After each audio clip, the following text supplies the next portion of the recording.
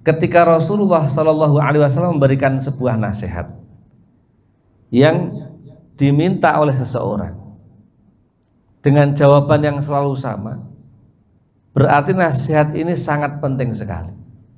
La taghdab, janganlah emosi, jangan marah. Hadis ini memberikan penekanan bahwa manusia itu punya potensi marah yang bertubi-tubi. Jadi kok menuso mboten iso ngamuk, iku ora menuso tenanan. Tapi kalau ada manusia yang bisa marah, itu nggak boleh kebablasan. Nama marah nggak boleh kebablasan, harus bisa dikontrol dengan baik.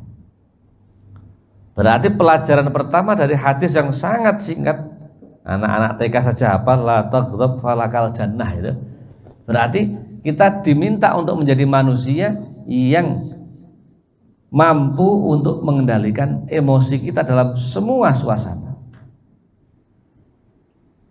Karena emosi ini akan membuat detak jantung semakin kencang, dan kalau tidak terkontrol nanti loss, bablas itu. Apalagi kalau emosinya sudah duongkol latine, macam-macam sampai lesanya dan seterusnya, itu keluar kata-kata yang tidak membuat orang nyaman atau bahkan dirinya juga nggak nyaman.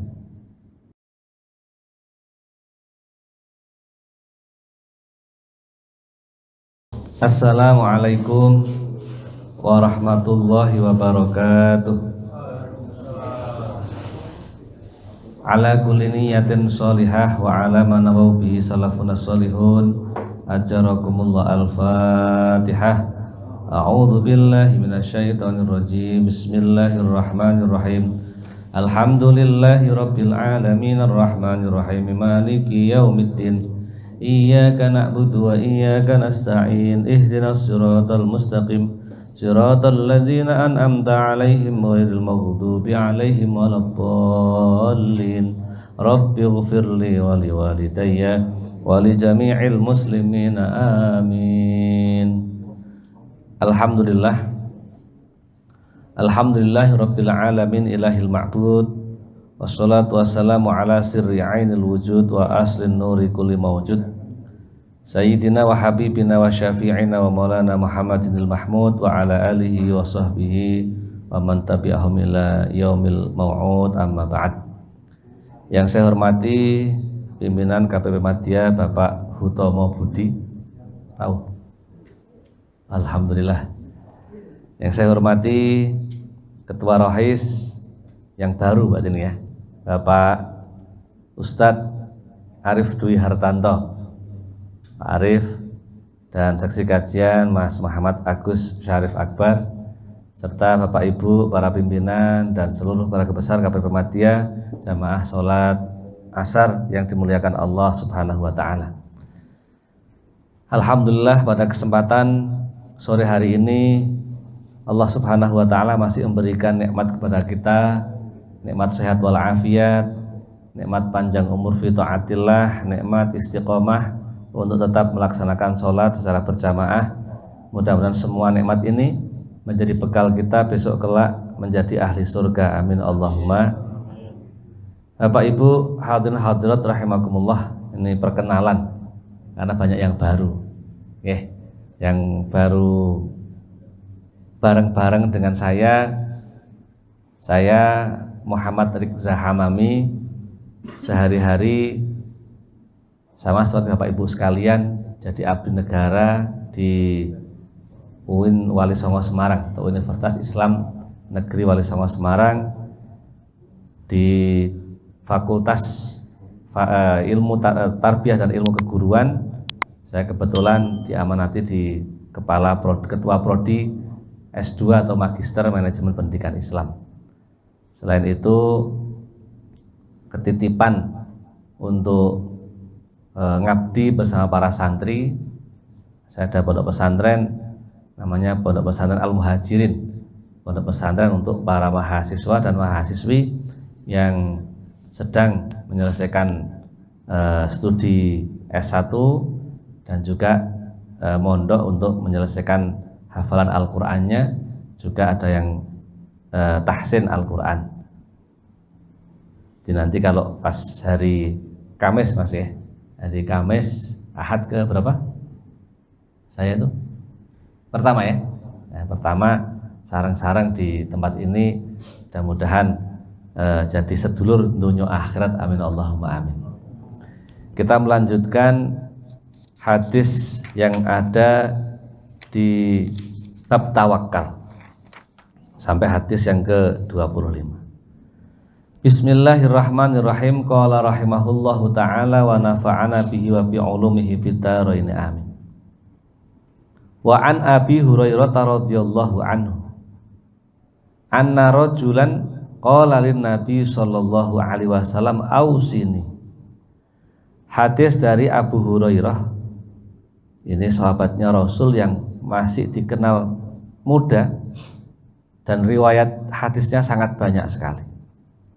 Ini Abu Hurairah yang punya hobi selalu menunggu Rasulullah di salah satu tempat disebut sebagai Ashabus Suffah. Jadi di belakang makamnya Rasulullah sekarang di Masjid Nabawi di Madinah itu ada lantai yang lebih tinggi dari lantai dasar, kira-kira segini naik sedikit. Belakangnya makam itu di area jalan menuju Raudhah.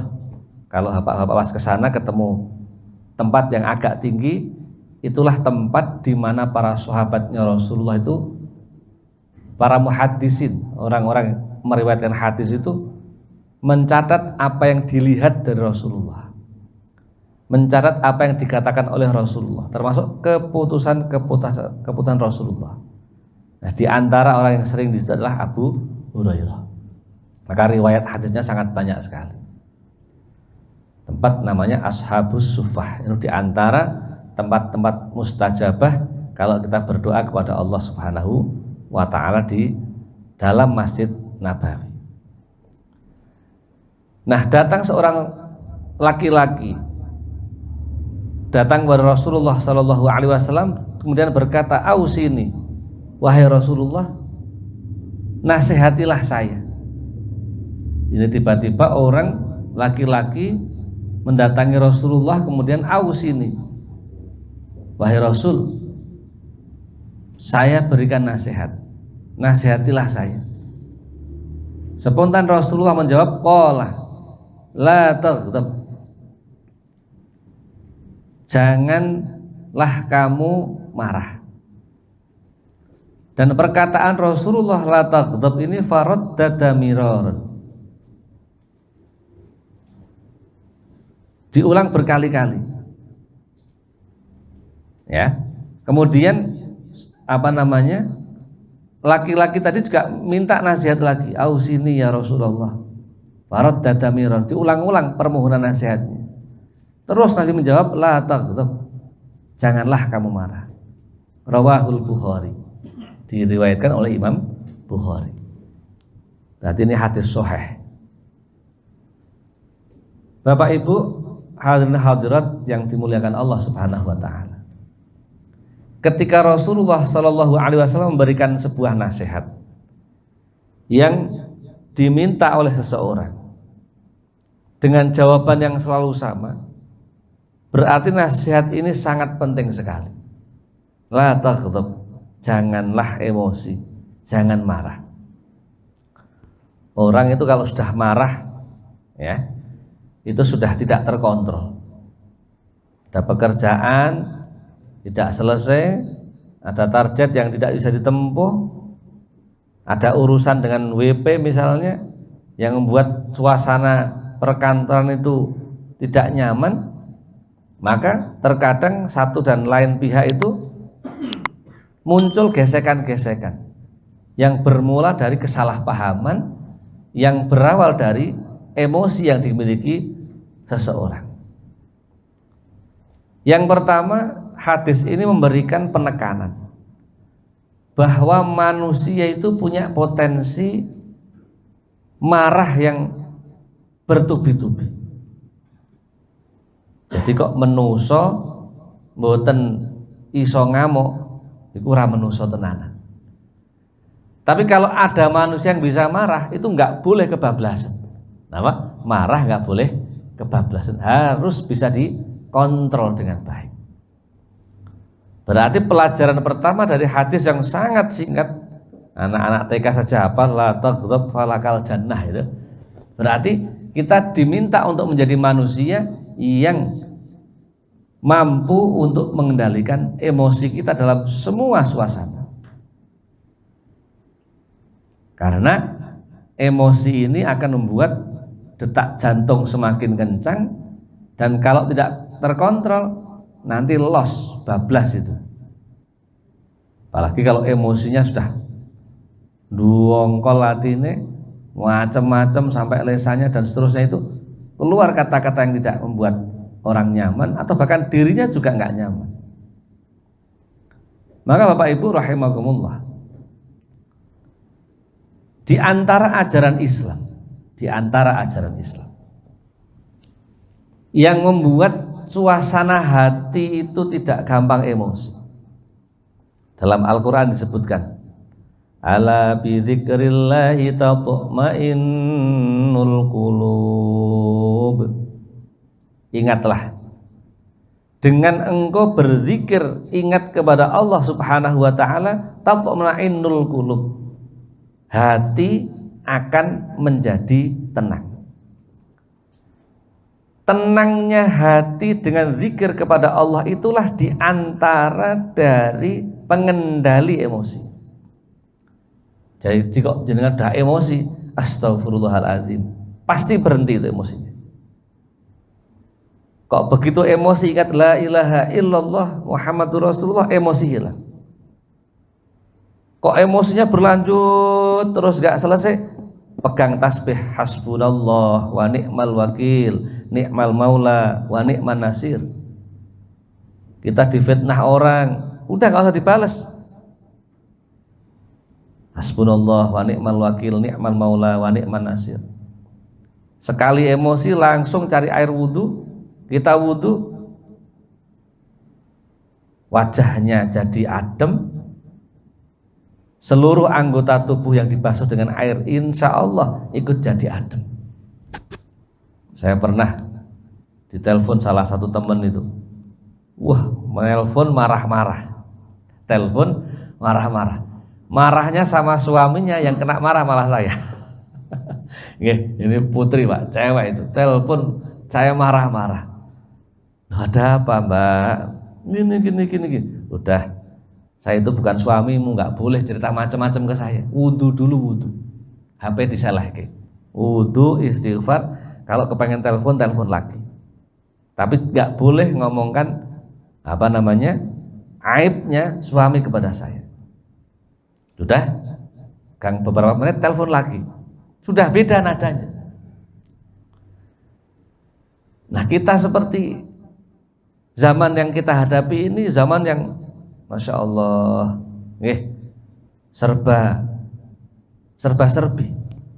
serba-serbi. Di perkantoran juga sama suasananya, di luar juga hawanya hawa panas. Cuacanya juga nggak menentu, kadang panas, kadang dingin, kadang hujan, kadang ada matahari yang sangat terik. Itulah suasana hati kita juga demikian. Maka Al-Quran mengajar ala bidzikrillahi tatma'innul qulub. Kita diminta untuk selalu punya hati yang tenang. Yang hati tenang itu karena sababiyahnya bidzikrillahi tatma'innul qulub, zikir kepada Allah Subhanahu wa ta'ala. Jadi kalau sudah duniawiyah saja, lupa sama Allah, ya sudah, ghadab, marah itu nggak bisa ditahan. Mohon maaf, kadang-kadang kita punya anak nggak salah sama kita emosinya sama istri misalnya, atau ibu-ibu emosinya sama bapak. Anak nggak tahu urusannya malah kena marah. Gini betul? Wong ya teko. Wong ya teko lah. Ini anak nggak salah apa-apa, nggak tahu urusan kita ini. Ini malah kena marah. Ada juga teman begitu. Bimbingan skripsi nggak selesai. Lah kenapa Mbak? Nggak tahu Pak, bapaknya marah terus. Ini marahnya di rumah tapi tak sampai kampus. Na'udzubillahi min Maka betapa pentingnya Bapak Ibu kita punya hati yang tenang, betapa pentingnya kita punya keluarga yang sakinah mawaddah warahmah.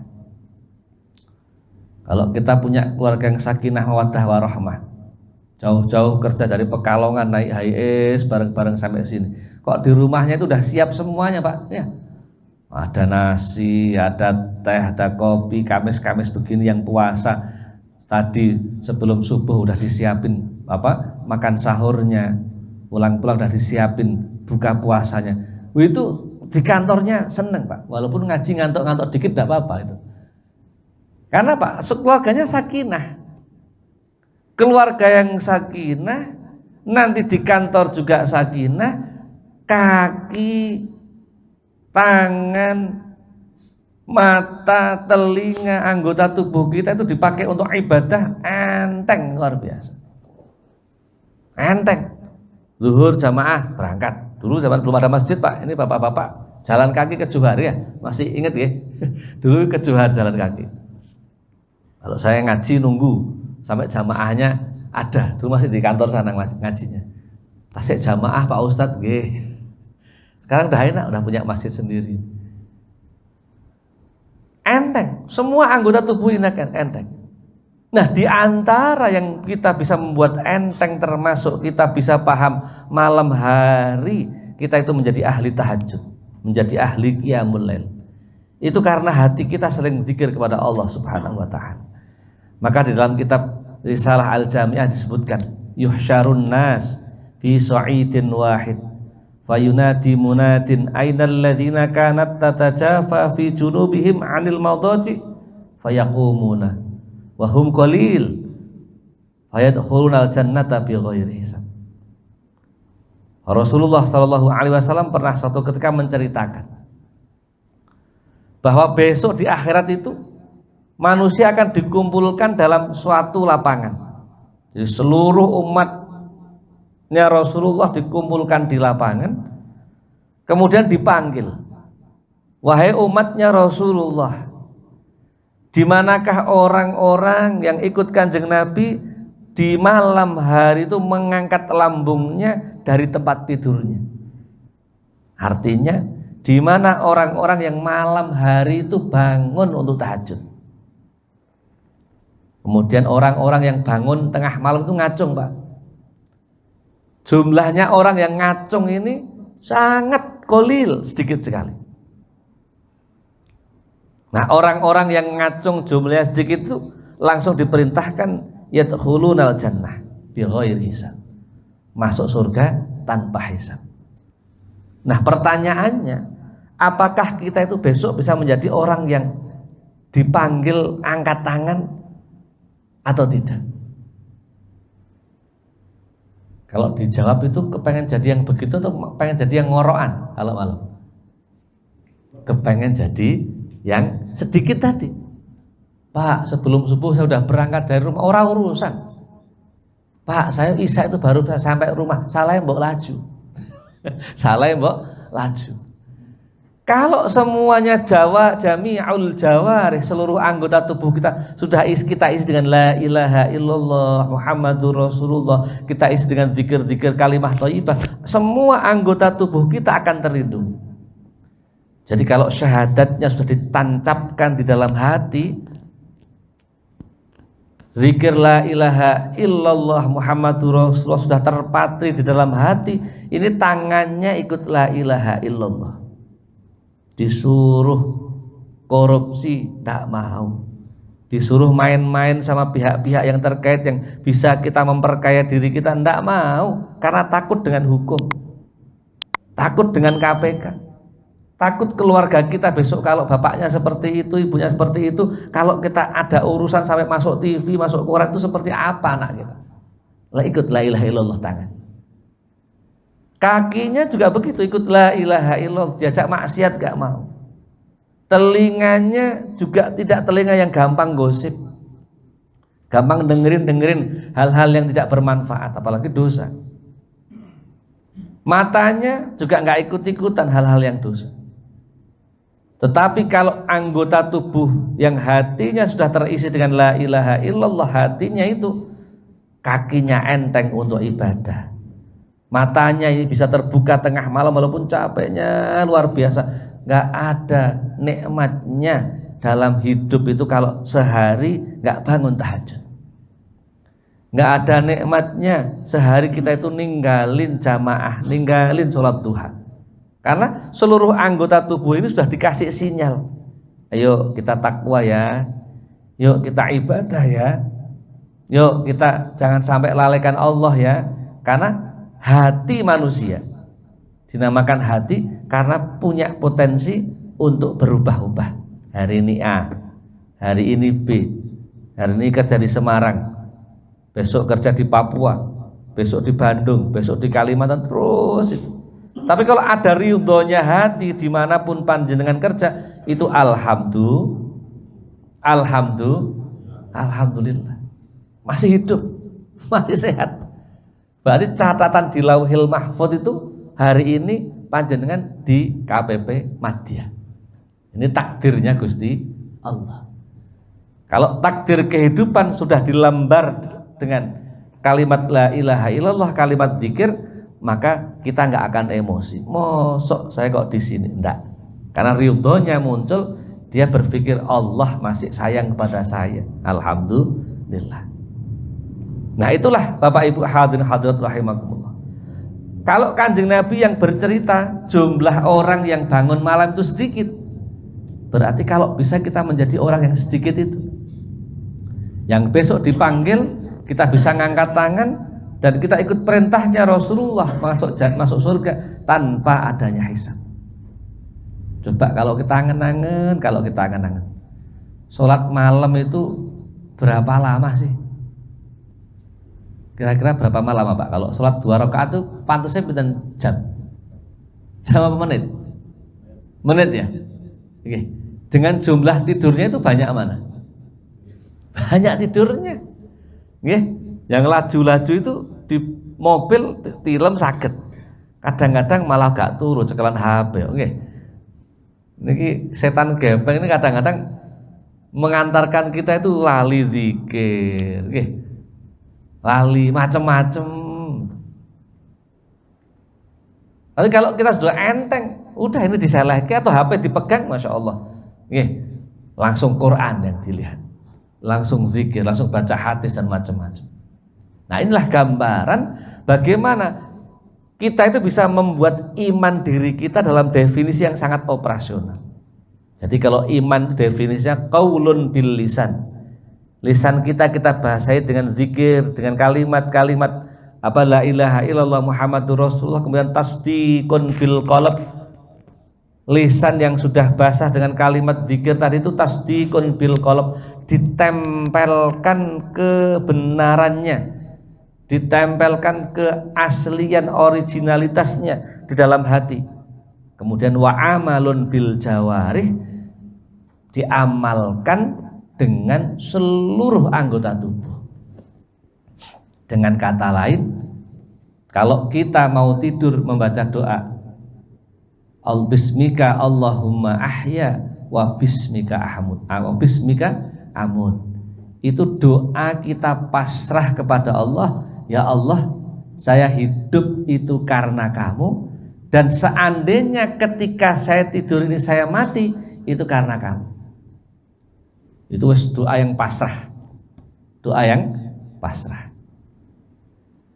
Maka sepanjang kita tidur kita nggak tahu apa-apa. Ada orang tidur kok bisa ngomong, itu namanya tidak tidur tapi ngelindur, ngigo. Ada orang tidur kok bisa bangun makan habis 1 piring, itu nggak tidur tapi ngelindur. Sama dengan kita puasa, kok lali mangan entek 3 piring.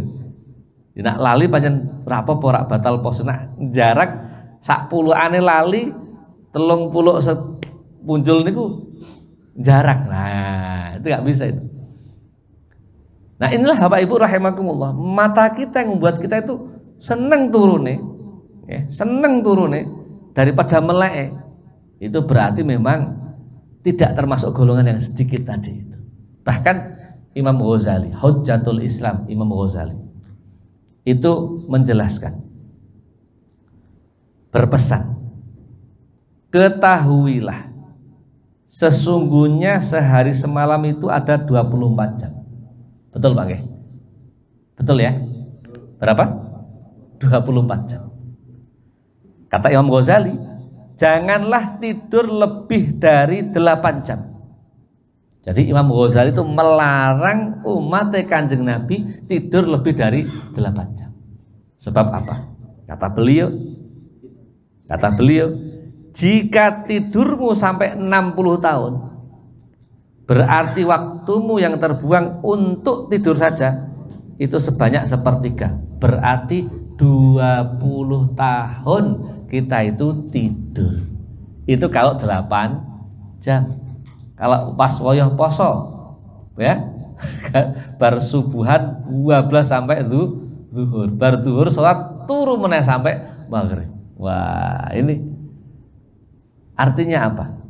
Imam Ghazali seorang ahli fikih, orang yang ahli tasawuf, orang yang ilmunya sangat banyak sekali, itu sudah memberikan nasihat, jangan jadi orang yang ahli tidur sehari lebih dari 8 jam. Karena dengan kita tidur 8 jam itu sudah kita sia-siakan kehidupan kita.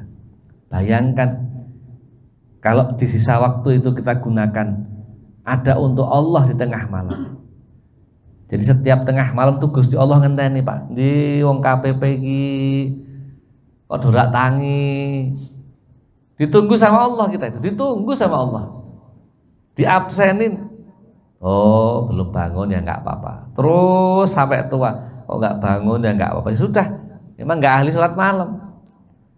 Tapi kalau kita sudah paham betul dengan tugas dan tanggung jawab kita bahwa malam hari Allah nungguin kita untuk kita bangun, maka kita perlu latihan. Sampai dikatakan dalam Al-Quran, wa minal laili fatahajjat bihi nafilatan lak. Ini ayat yang turun di dalam surat Al-Isra setelah menjelaskan tentang sholat wajib. Sahabat nanya, wahai Rasul, sholat yang utama setelah sholat wajib itu apa? Wahai Rasul, sholat yang utama itu apa? Terus pada tanya itu. Dan Allah menurunkan wa minal laili fatahajjat bihi nafilatan lak. Di antara sholat tambahan yang utama yang mulia ya, di tengah malam itu adalah sholat tahajud. Maka bapak-bapak, ibu-ibu rahimakumullah, sering kita lihat orang usianya sudah sepuh tapi sehat, nggak pikun. Ada orang ekonominya nggak terlalu kelihatan kaya, tetapi hatinya tenang. Ada orang kelihatannya biasa, tapi wajahnya punya sinar. Itu hampir rata-rata bisa ditanya, bapak nopo ahli tahajud, ibu nopo ahli tahajud. Insya Allah jawabnya seperti itu. Karena orang yang bisa bangun tengah malam, nggak mungkin kecuali dia ingin ridhonya Allah, dia akan berzikir. Bahkan orang-orang tua kita itu kalau malam bangun, doain satu-satu anaknya, dibacain doa satu-satu, dibacain Fatihah satu-satu, diabsenin, dimintakan sama Allah, dititipkan sama Allah, ini saya punya anak, saya punya cucu, agar dibina, dibimbing dengan lebih baik. Untuk apa? Untuk menjadi umatnya Rasulullah Shallallahu Alaihi Wasallam yang betul-betul terkondisikan menjadi orang yang soleh dan solehah. Amin Allahumma amin Allahumma amin. Bapak Ibu rahimakumullah, itulah esensi ya daripada apa yang dikatakan oleh Allah Subhanahu wa taala, agar kita itu menjadi bagian yang tidak terpisahkan dari orang-orang yang ahli qiyamul lail, orang-orang yang punya hobi malam hari bangun bermunajat kepada Allah Subhanahu wa taala. Jadi yang pertama tadi adalah pengendalian emosi. Yang kedua, hadis ini memiliki pelajaran bahwa emosi itu tidak baik, maka dilarang.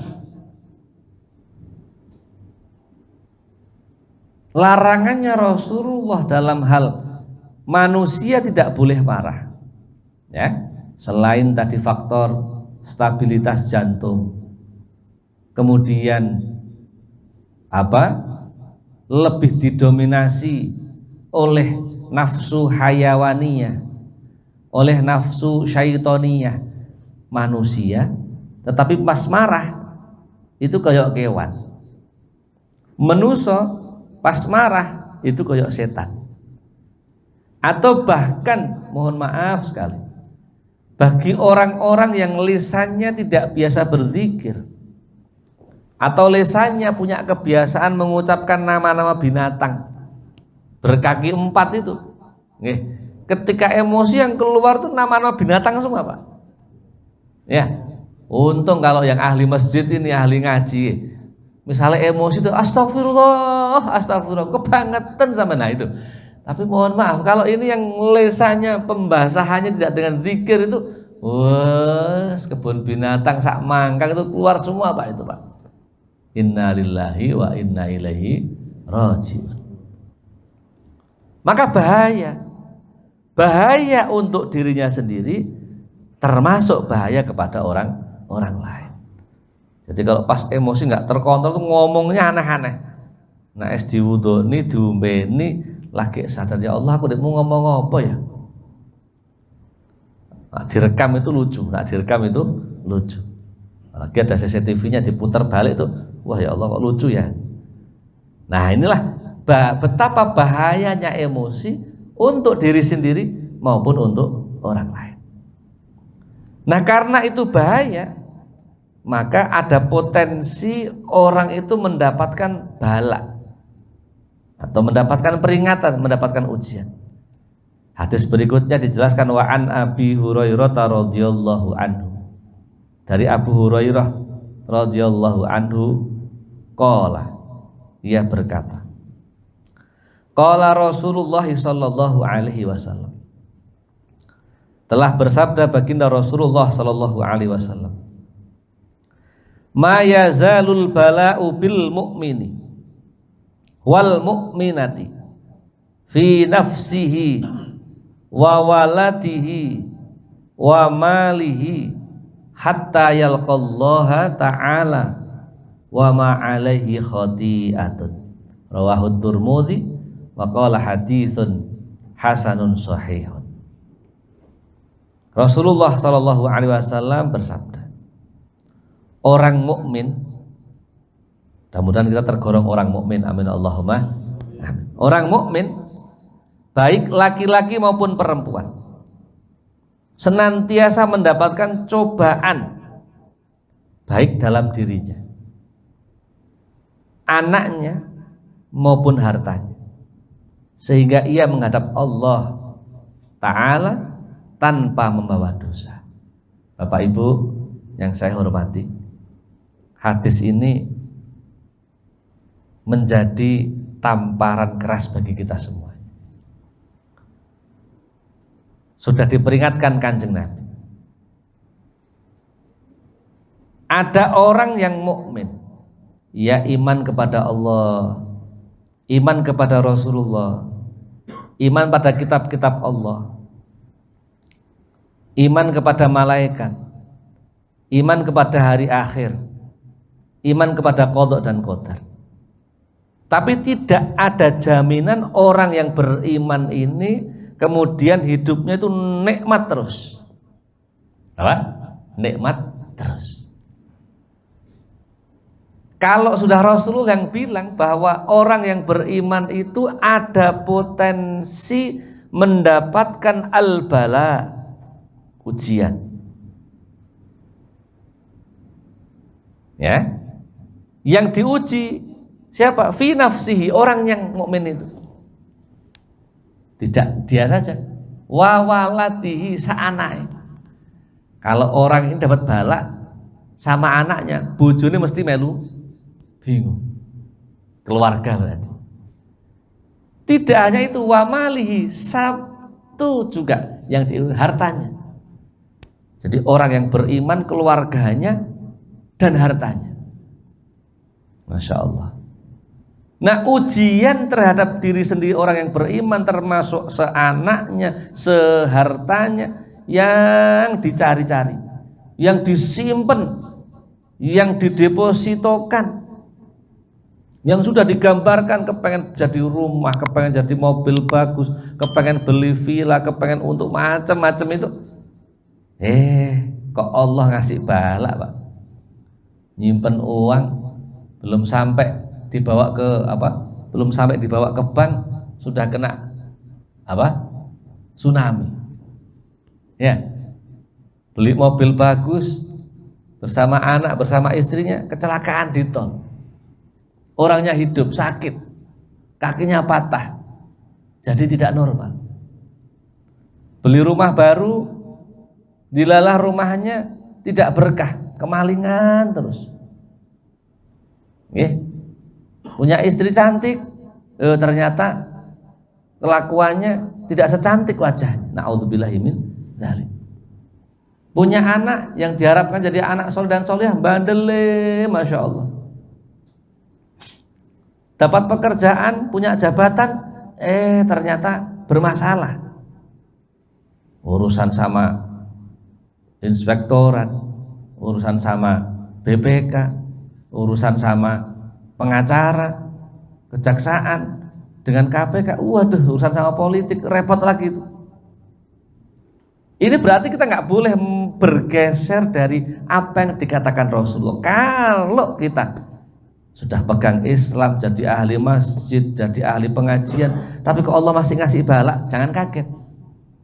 Karena Allah ma yazalul bala bil mu'mini wal mu'minah fi nafsihi wa walidi wa malihi hatta yalqallahu ta'ala. Itu berarti ada kesempatan kita untuk merasakan cara Allah ngingetin kita. Sampai dikatakan begini, Allah ini, ya, misalnya ini, Allah itu sama manusia itu fa inni qarib, saya itu dekat sama manusia. Allah itu fa inni qarib, Allah itu dekat sama manusia. Yang membuat jauh dari Allah itu manusia sendiri. Ada adzan, Allahu Akbar, Allahu Akbar. Temennya sudah ngajak, Mas yuk jamaah, ora, besok diajak lagi, ora, ini udah jauh sama Allah kita. Masjid cedak karek ngelangkah, yorak panas, yono asene, yus dijak gak gelem, ya sudah. Diajak ngaji nggak mau, kita jauh dari Allah. Di rumah tukaran, nami bojone jauh dari Allah. Anaknya dimarah-marahin aja gak dididik karena kepengennya kerjane ning kono, kepengen tuku iki ora iso, utangnya akeh, mayu kan. Terus jauh dari Allah. Ini Allah gak bergeser, masih di sini nungguin kita. Balik. Tapi begitu udah jauh dari Allah kok jatuh, bermasalah. Ini baru ingat Allah, bangkit, ya Allah, mohon maaf. Ingat Allah, pengen tobat Pak, tabayatubu taubatan, itu roja'ah, kembali sama Allah. Ini biasanya orang kalau tobat itu malu-malu Pak, malu-malu kucing, ya, mau jamaah malu, nanti dikira saya kok gimana, maka pelan-pelan mau jamaah atau di belakang, temennya belum salam, ya, dia udah siap-siap untuk lari. Ini Allah di sini geser sedikit Pak, geser sedikit. Bahkan di hadis qudsi dikatakan fa idza ataita masyan, kalau engkau ingin kembali kepadaku jalan pelan-pelan, fa inni ataituhu harwalatan, saya lari cepat untuk mengejar kamu. Jadi Allah kepengen kita itu selalu dekat, gak jauh-jauh. Betapa Allah menunggu kita, ingin meridhoi kita, fa inni ataituhu harwalatan. Saya lari-lari kecil mengejar orang itu agar dia betul-betul kembali kepadaku, menyatu lagi. Maka kalau dikatakan ala bi dzikrillahi tatmainnul qulub, betul. Dengan Allah kita tenang. Masalah apapun, ya. Kita bicara bala ini, kita tidak tahu nasib kita Pak. Kita tidak tahu harta kita yang sudah terkumpul miliaran, ratusan juta, itu besok bisa dinikmati anak-anak apa tidak, belum tahu. Kita punya jabatan yang sekarang dihormati, monggo. Monggo semua terlayani. Apakah itu nikmat atau ujiannya Allah justru? Orang-orang yang biasa belum berkarir, apakah itu juga bagian dari cara Allah untuk menjaga sampean? Oh bin, cukup di situ aja. Itu kalau kita itu alhamdulillah. Maka balaknya Allah ini sesuai dengan tingkatannya. Eselon 3 ya balaknya sekelas eselon 3. Eselon 2 balaknya sekelas eselon 2. Eselon 1 balaknya sekelas eselon 1. Sama terus begitu. Maka nggak boleh ada kita mengeluh sedikit pun, atau dibalik dengan kata lain, kita tidak boleh lari dari keimanan karena kita takut balaknya Allah. Nggak boleh.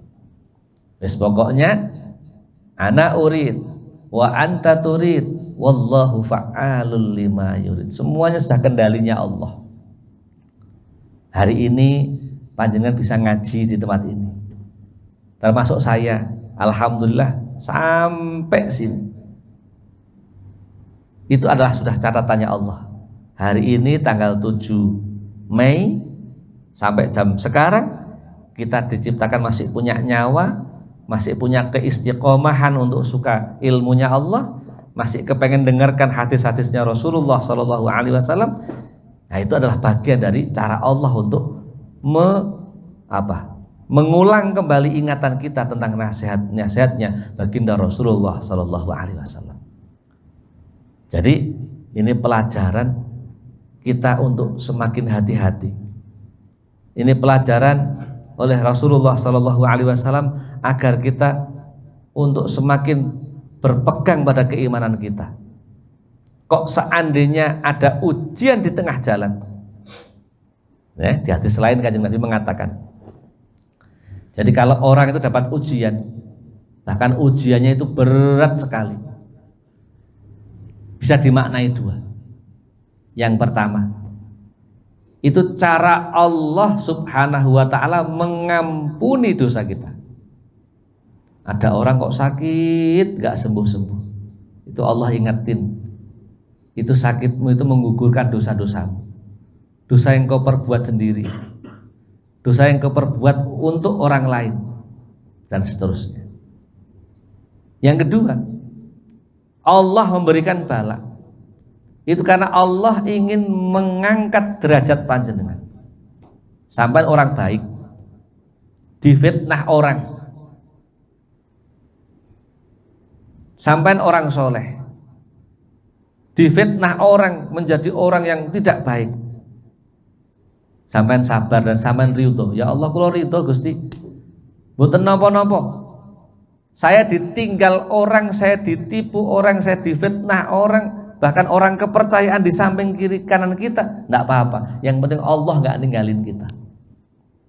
Kalau Allah enggak ninggalin panjenengan, nikmat Pak.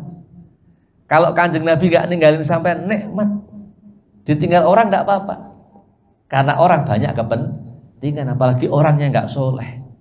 Kelihatannya soleh tapi enggak soleh. Apa? Kita ingin diangkat derajatnya. Nggak usah takut sama manusia, nggak usah takut sama orang-orang, ya. Asal betul-betul tidak melaksanakan yang difitnahkan itu, orang akan bisa tetap tenang, sholat tenang, ibadah enteng, anak-anak masih bisa terawat dengan baik, istrinya masih ikut terus dalam semua kondisi, ya. Makanya nggak boleh nambah-nambah istri, pun setunggal mawon bin barokah. Nah ini persen, ya. Kalau ada bala, ya, kok maknanya tidak sebagai penghilang dosa, berarti yang kedua Allah ingin mengangkat derajat panjenengan. Pak, jenengan ki asli wong apik. Asli wong apik jenengan. Jangan kumpul sama orang-orang yang itu loh, jangan kumpul. Maka kalau di dalam kedinasan panjenengan itu ada rotasi muter terus secara rutin, itu berarti dikongkon kalau Gusti Allah jenengan sedulure kathah. Alhamdulillah. Punya saudara yang banyak, punya kenangan di beberapa daerah. Mekaten ingkang saged kula aturaken, intinya yang pertama kita diminta belajar dari suasana psikologis kita tentang pengendalian emosi. yang secara agama pengendalian emosi adalah bisa ditahan dengan kita dekat sama Allah, wudu, zikir, istighfar, ya, merasa manusia itu kecil, ya, nggak boleh untuk melawan sesama manusia. Yang kedua, kita diperingatkan baginda Rasulullah Shallallahu Alaihi Wasallam bahwa semakin kita punya iman kepada Allah, maka jangan sampai kita berharap kita mulus hidupnya, karena di situ ma yazalul bala bil mu'min wal mu'minah. Ada suatu ketika Allah memberikan ujian kita di tengah kehidupan kita, bahkan anak kita sampai harta kita. Mugi-mugi Allah Subhanahu wa taala menjadikan kita semuanya menjadi ahli ibadah, orang-orang yang selalu mudah berzikir kepada Allah Subhanahu wa taala, menjadi ahli tahajud, menjadi ahli sunnah-sunnahnya Rasulullah sallallahu alaihi wasallam, keluarga kita sakinah, mawaddah warahmah, anak kita, keluarga kita menjadi soleh dan solihah, kita bisa ziarah Makkah, Madinah. Al-Fatihah. Alhamdulillah rabbil alamin arrahmanir rahim maliki yaumiddin iyyaka na'budu wa iyyaka nasta'in ihdinas siratal mustaqim siratal ladzina an'amta 'alaihim ghairil maghdubi 'alaihim waladdallin amin.